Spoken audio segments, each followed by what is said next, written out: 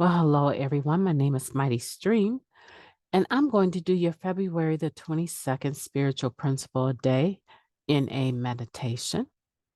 And I want to go to the screen right away. If you need to reach me, feel free to do so at recoveryofhope21@gmail.com. Hopefully you can see that. I'm rushing because I'm still recovering and I only have so much wind. So let's go ahead and look at this, and thank you for your patience in advance. February 22nd, building trust through intimacy. Having honest, open dialogue with our sponsor brings us to a new level of trust. As we experience intimacy in that relationship, our ability to be intimate with our partners and with others increases as well. This is from the Living Clean book, chapter 4, Sex. It's impossible to paint all recovering addicts with the same brush when it comes to our experiences with relationships. To state that we are all permanently damaged and have never had a healthy relationship or experienced intimacy is an overstatement. What we can say is that most of us are shut down when we get to NA. We bear scars from unhealthy relationships. Many of us are certain that sustaining a romantic partnership or being the parent our kids deserve and vice versa are impossibilities, considering the injury and chaos we've caused. We don't want to get too close to anyone for fear of rejection. Trusting people, being honest about our feelings, no way. If intimacy is a spiritual principle we value and a quality we want to bring to our relationships, then we need to practice it. We must surrender to learning new skills and refining existing ones. Being honest, sharing feelings, owning our part, listening to and integrating feedback into our behavior, and accepting where our partner is in their growth. Ideally, the relationships we forge in NA allow us to explore intimacy in a safer environment than what we're used to, with other recovering addicts who are striving to do the same. For many of us, it's the relationship with a sponsor guiding us through the steps that inspires us to know ourselves more intimately and to experience intimacy with others in new ways.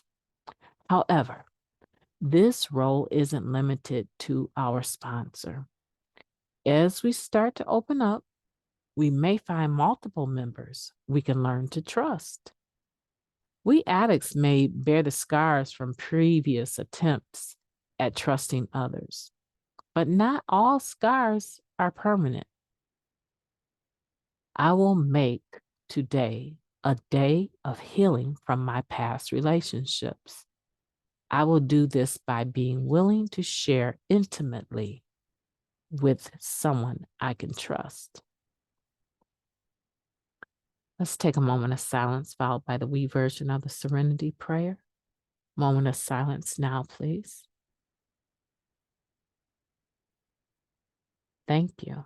God, grant us the serenity to accept the things that we cannot change, the courage to change the things that we can, and the wisdom to know the difference.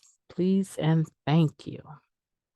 Building trust through intimacy. I totally agree with this, that the majority of us, if we're being honest, we know we came to Narcotics Anonymous as damaged, broken individuals, or whatever 12-step program we're part of. We arrived at the doorstep of that program knowing that we needed help, and everything around us was starting to fall apart if it hadn't already. What we knew about relationships, about being honest, about open-mindedness, about willingness to compromise, to learn new things, all of that was out the window. We may have even thought that we would never be capable of having a healthy relationship, having the ability to be a good sponsee, less known, a good sponsor, a good partner for our mate, a good parent for our children, or good children for our parents. Now, there's a thought. Isn't that interesting that in the meditation it says, and vice versa? Yeah, because if we are breathing and alive, that means that we're someone's child. And maybe or maybe not, those parents may still be alive, aging, losing their memory and their mobility, and they may need our help. Even if it was an awful relationship, growing up with them, maybe because of our behavior, or it could have been because of theirs. But does that really impact what we're capable of bringing to the table today? Today, we know how to be healthy and positive in relationships. And I think that's one of the assets of the program. Even if we make mistakes, even if through the relationship things get topsy turvy with whomever we have the relationship with. In this meditation is suggesting that our relationship with our sponsor is probably the first healthy relationship that we've had. Hopefully, our sponsor is healthy and they draw boundaries appropriately and we don't cross over them. And we learn that other people have boundaries too, that we should not cross over. We should not impose our will onto someone else and cause them harm by forcing them to conform to our needs. We learn that autonomy through oftentimes the relationship with those in the fellowship and our sponsor included.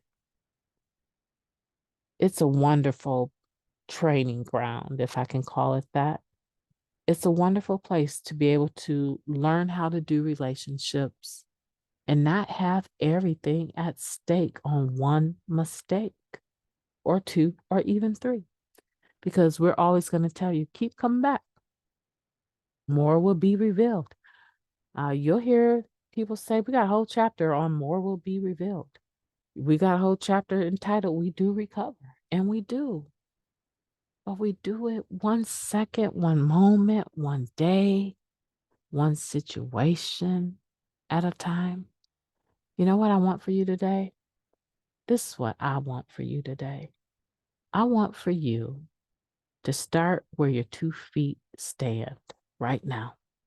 Where your feet are standing right now, I want you to start focusing on healing those relationships in your atmosphere right now. Even if it means applying like the just for today to step 10, promptly admitting that you're wrong. And then I want you to move out into some of those past relationships. I think you're ready. I honestly do. I think you might have some fear and hesitancy about being rejected or not being forgiven. There might be that shaky person on the inside still that is fearful that if I make this move to heal this relationship and they don't want anything to do with me, what am I going to do? I'll tell you what you're going to do. You're going to do the exact same thing you did today. You're going to put your pants on 1 leg at a time, step into your skirt 1 leg at a time, or whatever it is you wear. You're going to do it 1 leg at a time and equalize it with the thought that, hey, at least I'm trying. At least I'm trying. And I am not going to become emotionally dirty over this situation. I'm not going to pick up the emotion. I'm not going to pick up the substance. I believe you can do it. So drop me a comment down below and let me know, or email me. Let me know what relationship you're working on today. I would love to hear from you. My name is Mighty Stream. I've enjoyed talking to you, and I'll be talking to you tomorrow. Have a beautiful day on purpose.